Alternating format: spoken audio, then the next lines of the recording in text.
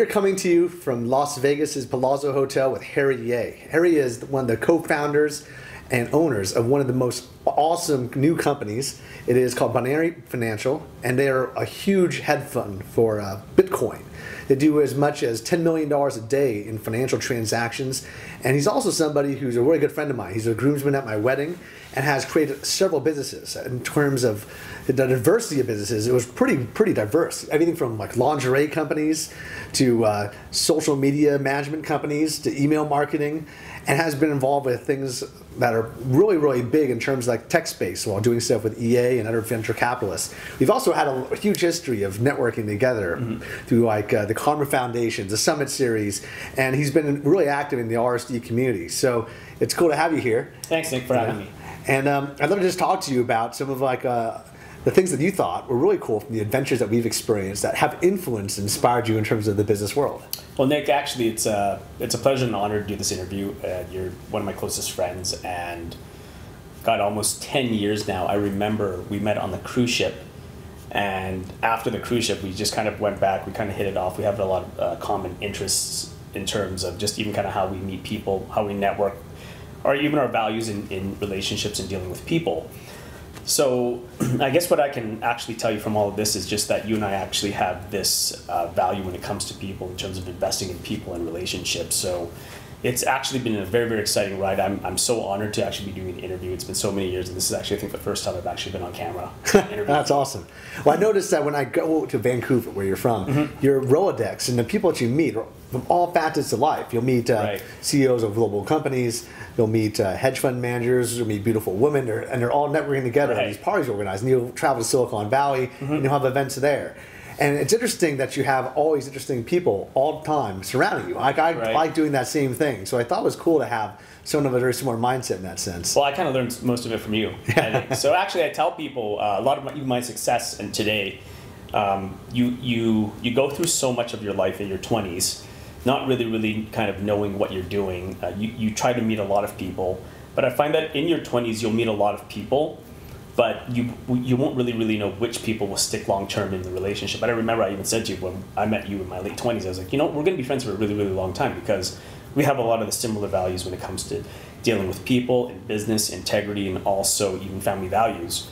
So I think the number one thing I can even tell you is that when you're in your 30s, those are really the relationships you start investing in longer term. And right now, I would say that a reason for a lot of my success, a lot of the relationships are actually people after I met you, after going to Summit, doing things with Karma, and then just each relationship, you just start to invest and you build upon it, just kind of like you're building a foundation of a house.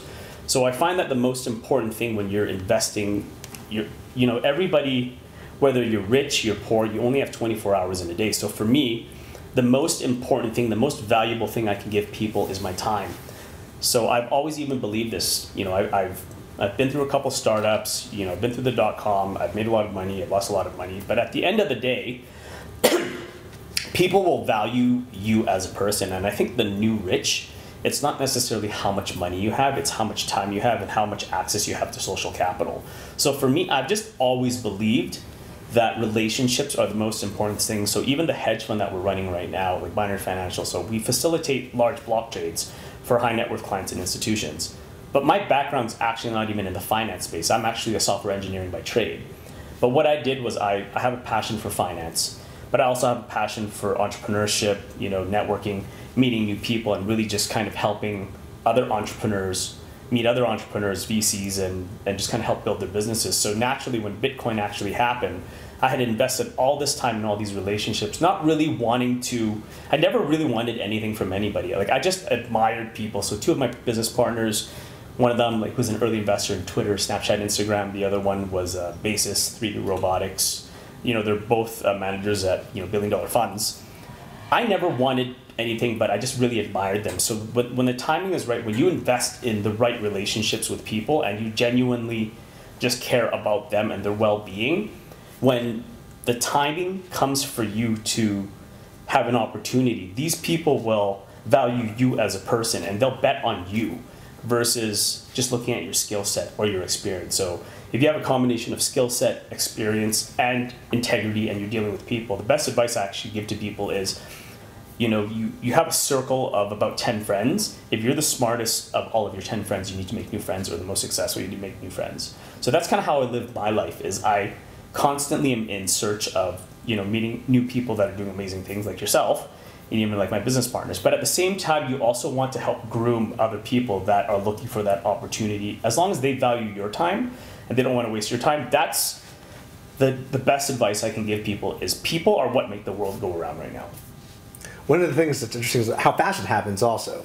Yeah. Because a lot of the networks we have are through people that have very, very expensive time. Yes. I know people who will value their time and say, oh, look, I'm not doing anything unless it's generating me $20,000 this hour, because my company will make that much money. I'm leaving the company. And the thing is, we'll meet people that are really powerful, and we'll develop this quick relationship that just turns very deep really fast. I think a lot of it, for me, has just been through networks where people met each other, but also even for you, like we met through a network called the Karma Foundation. Yes. We met each other, and then we had a lot of similar interests. We kind of, we were in our 20s. We, everybody wanted to do a Playboy Mansion. We, like nice cars. Just really, really cool events that were done very, very well. So just even having a common interest. But I think, it's like, if I, like, out of all the people that I met even through the Karma, like, you're one of my closest friends. So I think even like it's important just to even put yourself in the situations to meet the people, because you can go to so many events and meet hundreds of people, but even if you just meet that one connection, that makes a difference. And you're that connection for me. I actually tell everybody this, and you take a look at the snowball effect, and there's a positive feedback loop, so you've had a positive influence on my life, just as, like, I've had a positive influence. So when you've gone through your ups and downs, like, I've been there, and just the same as myself. So I think, those are the kind of relationships that are the most difficult to find. And, it's just still after all of these years, it's like we don't see each other for, 6 months or talk, but then it's literally just like yesterday. Yeah. And I think that's the most important thing when you get older too, in terms of investing in relationships. It's more about quality than quantity of relationships. Yeah, I totally agree with that. I think that one of the things that I'm focusing on now is not building the breadth of relationships, because I've developed that large Rolodex. I'm trying to spend more time with those people that I really want to get to know even better and deeper. Yep. Like, I used to be a part of tons of paid and organized structured mastermind groups. Yeah, like Zini, Summit Series, the Entrepreneurship Organizations, went to YPO events, mastermind groups in digital marketing space, like the War Room and stuff like that.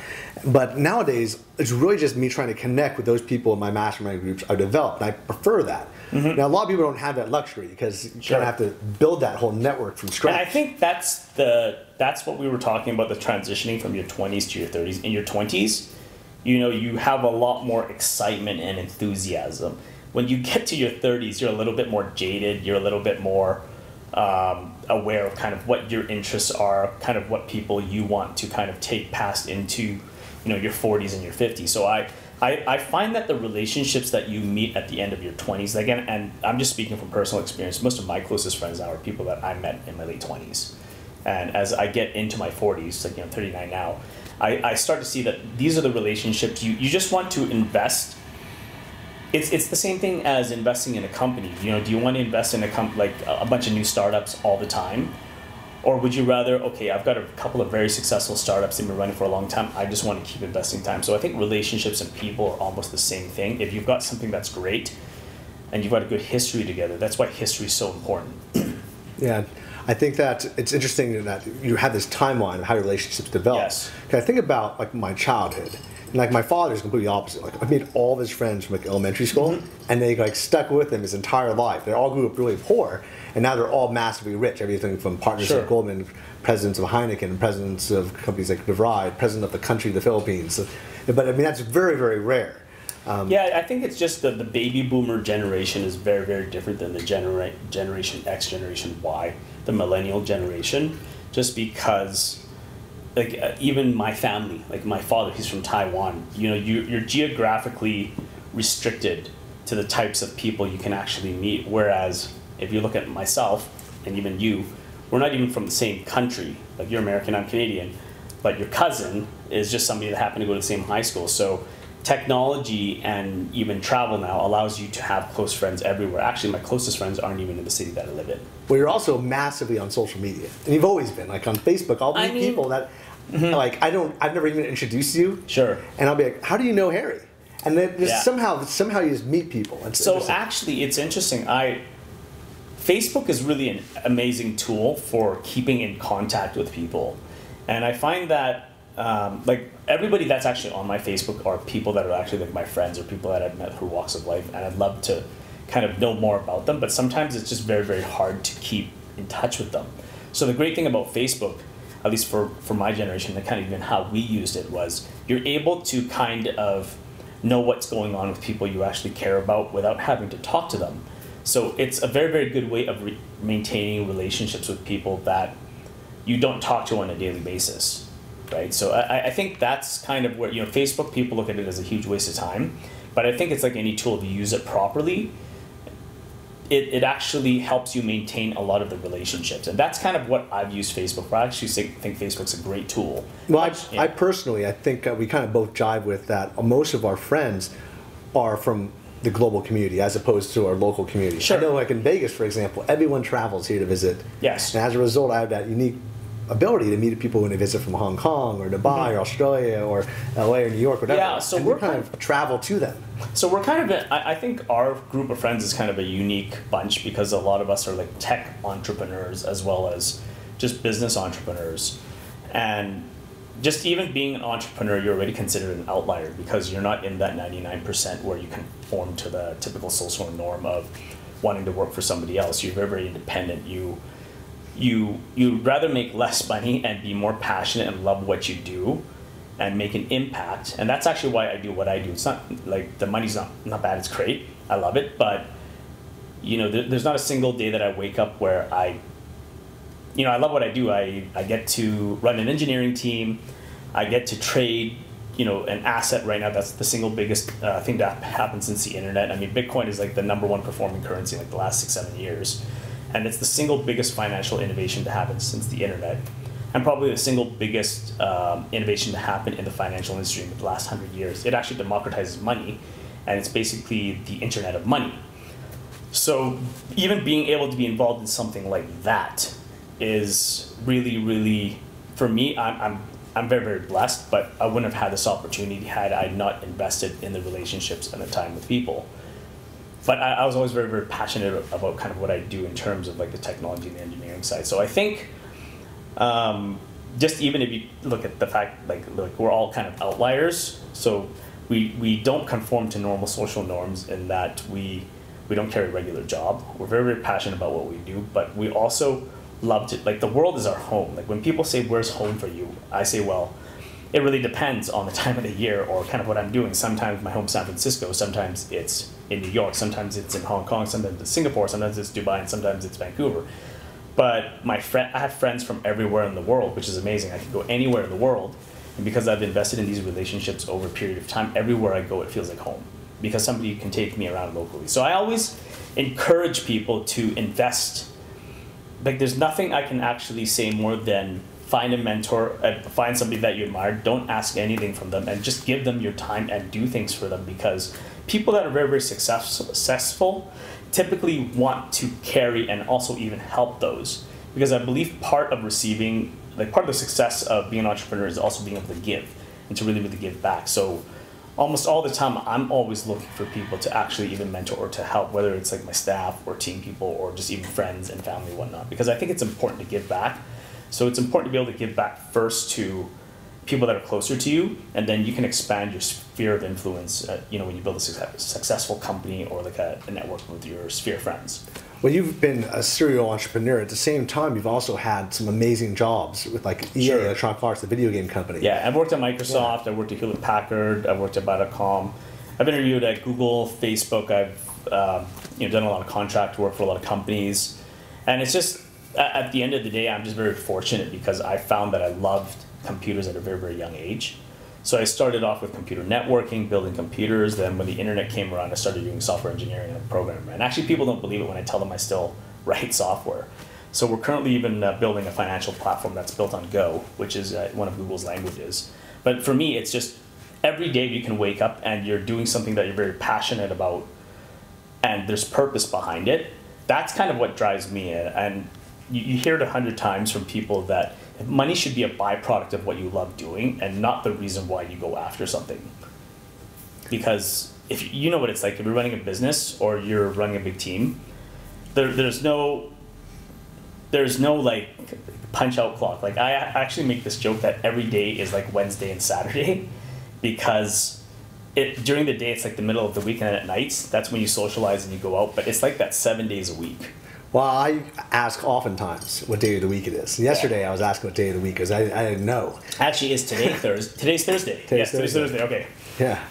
But I also totally jive with that global community home feature, because so much of my life has been traveling around the world. Yeah, and that was just in 6 months. Yeah, it's insane. 230 cities in 70 countries. But I went to 110 over that 4-year period. 6 month period. Yeah, I remember that. It was insane. But I felt like I was home everywhere I went because I did have that community. I had business in each of these different cities.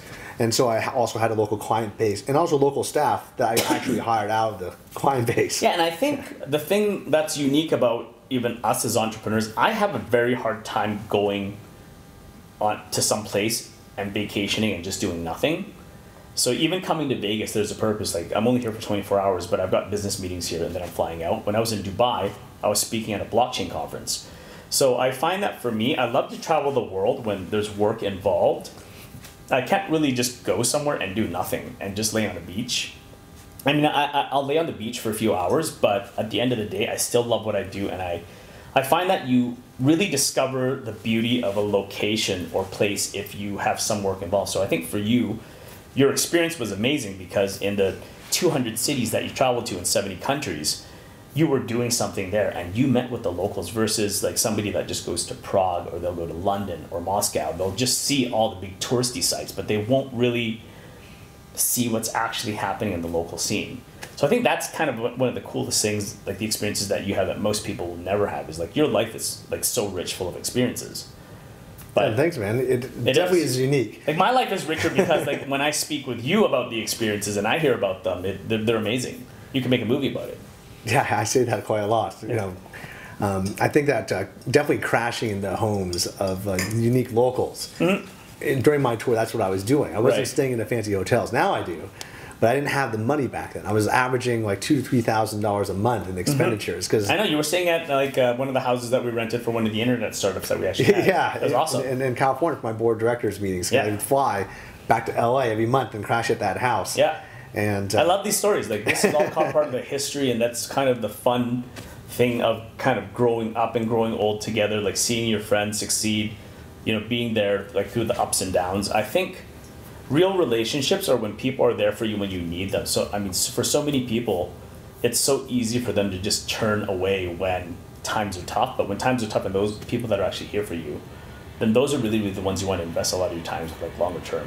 So I was actually looking more into Bitcoin, and recently I bought some because I noticed that... You didn't buy it from me. No, I didn't. I bought it's through your service that you recommended, which was a wallet called Coinbase. Yeah, Coinbase is fine, yeah. And then basically I used that just to get $200 of Bitcoin because I noticed that there was this company, international company, that didn't take anything other than PayPal, which I don't use. And I used Bitcoin. And then I guess one of the things I thought was interesting, because when I Googled it, I was looking up conferences relating to Bitcoin. I noticed that you were the keynote at some of these conferences. Yeah, so my background really with Bitcoin's a little bit unique because I come from an engineering background, but like most of my closest friends are VCs, like they're venture capitalists. And when I actually got into Bitcoin, there's like a huge interesting story behind it because the first time I actually heard about Bitcoin was in 2013. And I heard about it on Facebook, and somebody said, "Hey, Bitcoin's at $60." And I said to myself, like, well, what the hell is Bitcoin? So I start researching it, and then I discover, and this is after I'd been doing some trading with stocks, options, and currencies, like just on my own time. And actually in 2008, I almost went to go work for a hedge fund, but they wouldn't pay for me to fly over for a job interview. Like that hedge fund was, actually that fund was called Lehman Brothers. So it was actually quite funny. And they don't exist anymore. They don't exist anymore. So I had in terms of like verticals, you know, some people are very passionate about healthcare. They're very passionate about real estate. Like me, I'm very passionate about finance. There's just something about Wall Street, the Wall Street culture and venture capital and money that I really enjoy doing. Maybe it's part of the culture of being Chinese too. I'm not sure. But in 2013, when I first heard about Bitcoin, I thought it was this crazy thing. At first, it sounds like a Ponzi because it's a computer-generated currency. It's not controlled by any central government. There's only 21 million of them that will ever be created. So the first thing when you Google Bitcoin is you read about all this negative news about how it's very bad for the environment. There's Ponzi schemes out there. People are getting ripped off. So I said, okay, this is the biggest scam. I'm never going to get into it. 6 months later, on my friend's Facebook feed, I see that he's sets up a little mining operation in his garage, and I said to him, like, you're doing that Bitcoin mining thing. You know you're not going to make any money, right? And he goes, I made $15,000 last month. So then all of a sudden, in terms of research, because as an engineer I like to research certain topics, Bitcoin went from the bottom of my list all the way to the top of my list. So I got into this Bitcoin mining thing, and Bitcoin mining is essentially just transaction verification processing that's distributed. Whereas if you look at Visa and MasterCard, they have central processing for transactions. And that's really what the beauty about Bitcoin is. It's almost kind of like BitTorrent for money. But so it's impossible to shut down. The only way to shut down Bitcoin is to turn off the internet, which if you turn off the internet, you've got a lot bigger problems out there. So that's kind of how I got into Bitcoin, was through the mining. And I have some interesting stories about mining, because like the first mining machine I bought was an Avalon ASIC, and it generated me, I paid about $10,000 US for this machine, and in 6 months it actually netted about $100,000 worth of Bitcoin. But that was just kind of like the start of it.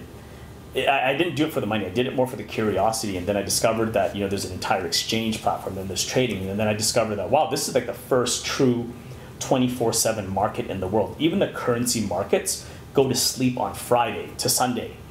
Bitcoin trades 366 days a year. It never sleeps. Leap year, whatever. On New Year's, weekends, you're able to trade it. So, the more you can actually do something, the better at it you get. When I traded stocks and options, you had to trade between 9 and 4 New York time. Whereas when you're trading Bitcoin, you can trade it all day long. When I'm done with this talk with you, I can go trade some Bitcoin, right? I know it sounds crazy, but the more you do something, the more experience you get with it. So then we discovered, arbitrage opportunities, and that's kind of how our fund actually started. A lot of my friends saw how much money we were actually pulling in just from, so at one point we were buying Bitcoin in Canada for 800 Canadian, selling it 5 minutes later in China for 1,300 US. You don't hear about this kind of opportunity very, very often. So Bitcoin is that generational opportunity, and that's kind of why our business, our fund, was actually developed. So right now we have a business that, like I said, we facilitate large block trades for high net worth clients and institutions. So if somebody wants to buy $5 or $10 million worth of Bitcoin, they will come and talk to us because we're a trusted counterparty. But we also have our second fund that we're actually raising, which is predominantly like a long-only fund that's for high net worth clients as well, to give people exposure to Bitcoin that don't really want to touch the underlying asset. Yeah, I think a lot of people will read about it in the media, and they'll read about how it fluctuates and it's very volatile. Yeah, I remember I went to your Bitcoin mine where you had. Yeah, so I actually had actually that was an experiment that we had in one of the properties that my family owned. We had some warehouse space, and it was it's small by today's standard, but at that time, it was like 40 terahash, like worth of Bitcoin mining power. And essentially what it would do is like every 10 minutes, you would be part of a pool that would generate about 25 Bitcoins. And 25 Bitcoins back then was worth like around, probably about 25 times 1,000 at one point. It's like $25,000 worth of Bitcoin, like at the very, very beginning. So after your keynote speech, we do a lot of keynote speeches.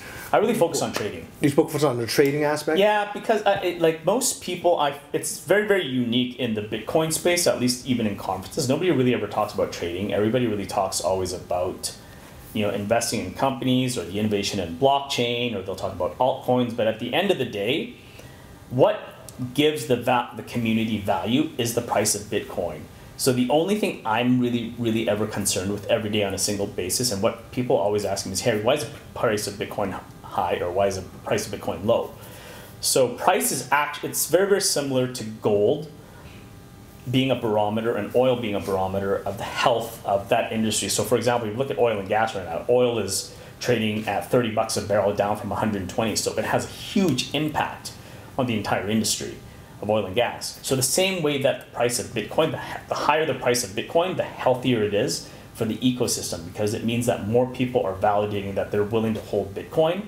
And actually, the crazier thing is, like, the day the Britain exited the Eurozone, the British pound dropped 10%, our investment went up 15% in a single day.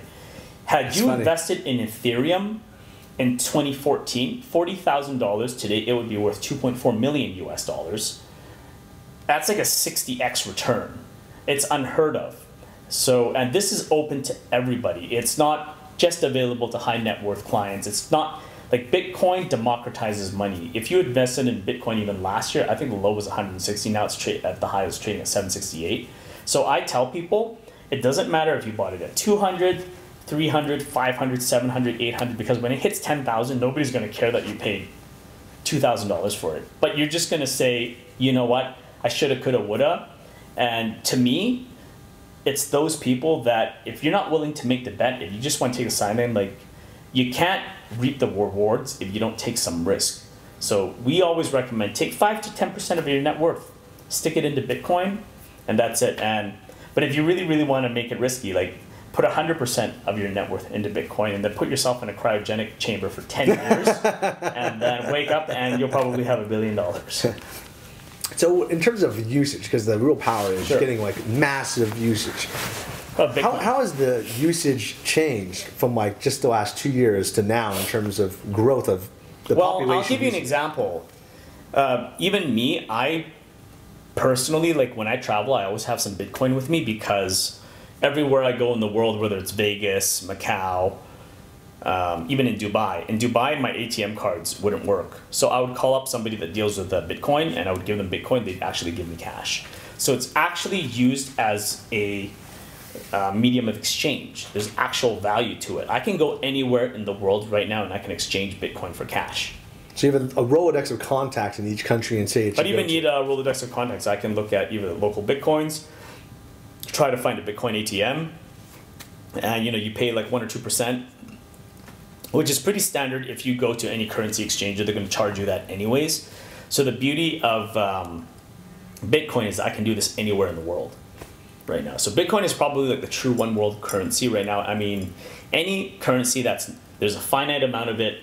It's backed by computer science and math and physics, but it's not controlled by any central government. Like it's very, very hard to corrupt. It's nearly impossible. It's very expensive to try to corrupt the Bitcoin blockchain. It's actually next to impossible now. Next to impossible. It's almost impossible. Okay. Right, it is because it would cost you so much money to do it, and only the governments would have that kind of money. But guess what? Even Andreas and Topless said that if they knew there was people on the network that's doing malicious mining and trying to overtake the network, essentially what you could do is you could do a code fork. So the fact that Bitcoin's actually open source allows the power to be retained in the community. So it's very, very democratized. And anybody can contribute to the Bitcoin source code. Well, yeah, I mean, I think that it's interesting that it's so incorruptible because you look at even currency today, there's so much counterfeit currency or counterfeit Well, do you want to know the interesting thing? Eric Schmidt, I read this quote the other day. He said, Bitcoin is the only digital thing that's not reproducible in a digital world.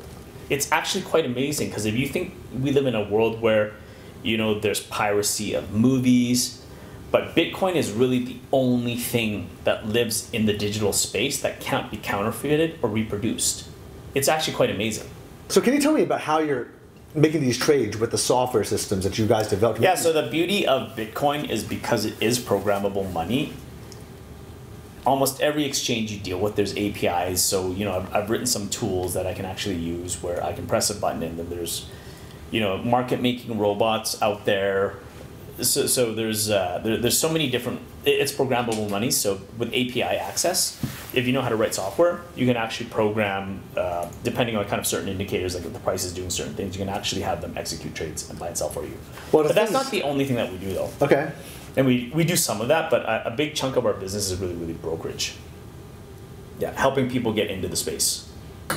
Well, you helped me get into the space because actually, I don't know if it's been simplified over the years. It probably has been. But I remember like when you first introduced me to this was like 3-4 years ago? Yeah, like I think the first time I talked to you about Bitcoin was probably like 2014. Okay, yeah. I got into it around mid-2013. And at that time, you had to get like a wallet, you had to get some API integration, there's all these things to do. Now when I did it now, all I had to do is you can go to Coinbase. There's actually 2 really, really good wallets for enterprise wallets.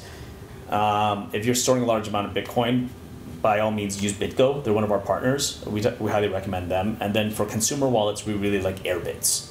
So it depends on what you're using, because if you're storing a lot of Bitcoin, like I don't store a lot of Bitcoin on my mobile wallet, but we'll store a lot of Bitcoin, you know, on BitGo and, you know, some cold storage type facilities like Zappo. But it's very, very important to, like, I actually have a DVD that I actually made with, you know, Tim Sykes. So actually, I believe the URL is http tim.ly/coinbasics. And it's actually a $199 course that I made. It's an infomercial. It's an info product, because so many of the questions that people ask me about how I got into Bitcoin or how to trade Bitcoin, this DVD will actually answer all of them. And I'm not making that much money off the DVD. It's just every day I have 20 people that ask me the exact same thing. Like, how do I get into Bitcoin? Or what wallet should I pick? How should I secure it? So it's just a nice, inexpensive way for them. And for me, people need to value time. Like, I only have 20 hours a day, so I don't want to spend it telling like everybody how to get into Bitcoin. Just invest the time, invest the money. Like, I've invested the time for you to review this thing. So if you really, really want to learn about Bitcoin, go to that site. Cool. Yeah, Tim's a great guy. He has. He runs an amazing info product company. So I was very, very honored. Again, it's kind of interesting because I went through some of his courses and I went through your courses, and I've been in his videos and your videos, so people actually ask me, am I getting paid by both you guys? Maybe I should be. I don't know. It's quite funny though. Yeah, because you were in the front row of Blueprint Decoded from back in the day. Yes, Blueprint Decoded back in the day, and then I'm also in the front row of like some of his penny stocking like DVDs. Okay. But actually, I learned to trade. Actually, it's interesting because Bitcoin also trades almost like a penny stock. Like before, the market cap of Bitcoin is tiny right now; it's only 10 billion. But a lot of the thing that Bitcoin has in common with every asset and commodity is price. So, and you also have traders. So charts and chart patterns are almost always the same. It doesn't matter if you're trading penny stocks, you're trading stock options, currencies, commodities, Bitcoin. It's all exactly the same. So what doing Tim's course actually really, really helped me for is it actually made me understand trading in general in terms of kind of how to read chart patterns, exponential moving averages, if an asset's overbought or oversold. I mean, like these indicators are what 99% of the traders are actually looking at. So if you combine that with global macroeconomic news, so Bitcoin's one of those commodities and asset classes that we consider a global macro, which means that if there's a big event that happens in the world, so for example, if Cyprus is defaulting or Britain is exiting the Eurozone, this is a global macro because it affects the entire world. These typically have an impact of either a big price move up for Bitcoin or a big price down move for Bitcoin. So Bitcoin is very news driven. I'd be curious if I integrate Bitcoin into my shopping cart, which I've been talking about doing for quite a while. So the beauty about Bitcoin is, it's interesting because when people talk about Bitcoin, they talk about Silk Road, you know, how you could use to buy drugs with Bitcoin. But it's very, very interesting because if you look at the model of so Target had the data breach where all the credit cards got hacked. So if you had a credit card that you were using at Target, your personal information was basically exposed. Well, when you use Bitcoin, the only thing you're exposing is your public key address when you send the Bitcoin. So you're not exposing your name, your information, anything. So why Silk Road or these anonymous, like pseudo-anonymous, because that's what Bitcoin is, it's not truly anonymous, it's pseudo-anonymous, is that it allowed people to actually buy things over the internet without having to provide all of the personal information. Like, think about how powerful that is. Like, let's just say, Nick, hey, I want to buy your courses, but I don't want you to have all of my personal information. I just want you to send me the product so I can learn. Bitcoin actually allows you to do that because when people send you the Bitcoin, you already have value that's incorruptible. Then you just send it to the address that they tell you to send, and then that's it. So it's almost kind of like when you go into a convenience store and you buy a pack of gum. Do they ask for your first name, last name, address, everything? They don't. You just give them cash. So Bitcoin is pretty much digital cash over the internet. So I think, especially for payment processors and vendors, so even a lot of industries that we're looking at right now, a lot of payment processors, where Bitcoin's very, very valuable is for people that can't get banked. So for example, the marijuana industry right now, banks don't want to touch it because in some states it's legal, but it's considered illegal at the federal level. So banks just don't want to touch it. Well, by accepting Bitcoin, essentially what happens is you don't even need to know the information of the customer or whatnot. Once you receive the Bitcoin, you just have to send them whatever product it is you want to send them. So, whether it's like adult toys or anything, like things that people just don't want their names attached to. So even pornographic subscriptions on the internet, some payment processors that we know, they deal with this space because people don't want to give their information. They don't want their wife looking at, okay, what is this I charge on my credit card? So Bitcoin gives people that flexibility, and the market for cryptocurrency is still maturing. So there's no options or hedging market, and that once the hedging and the derivatives market actually comes for Bitcoin or cryptocurrencies, you'll probably see a huge bump in value. Okay. For the price of Bitcoin. I'd be curious about what percentage of, you think, say the millennials are actually using Bitcoin? It's really, really tough to say because I'm not a millennial and I'm pretty big into Bitcoin. So I would say probably the thing that's interesting about Bitcoin and millennials, though, is that a lot of millennials now don't like using the traditional banking system just because of what happened in 2008. Like since the banks have just really, really lost a lot of the trust. Like when you think about a bank now, there's just no good image that people have of banks because like so much robbery actually happened.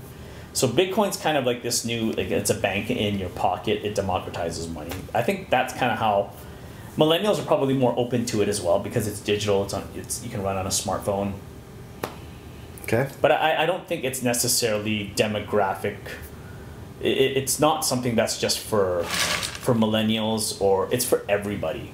So somebody in Africa or just even in a nation that has a cell phone, like if they want to have cell phone usage, as long as they have internet access, they'll be able to use Bitcoin. I gotcha. Well, cool. Thanks. I think that will work on getting Bitcoin more involved with. Yeah, I mean, anytime you have any questions about Bitcoin, happy to talk about it. I mean, this is pretty much what I do on a daily basis. I mean, we do deal with other cryptocurrencies such as like Litecoin and Ethereum, but our core focus right now really is Bitcoin because it's like the gold standard. Got it. All right. Cheers. Thanks, Dick. Hope you enjoyed the interview and learned a lot more about Bitcoin. You had some good insights about business learned here. And I always love sharing actual insights from my own personal life, personal experience, personal mastermind group. If you want more of these, every Thursday at 1 p.m. Pacific time, log into my YouTube channel and check out the Mastermind Show. If you want questions personally answered by me, log in at 3 p.m. on Mondays. And post questions below. Post your feedback. Let me know what you want to hear. And if you want to learn more from my personal mastermind group, check out the RC Founders Club, where I go deep into insights, my own personal curriculum, my business curriculum, and you'll be able to meet my personal mastermind group and business mastermind group in much more detail. So thanks for joining us. Cheers. Cheers.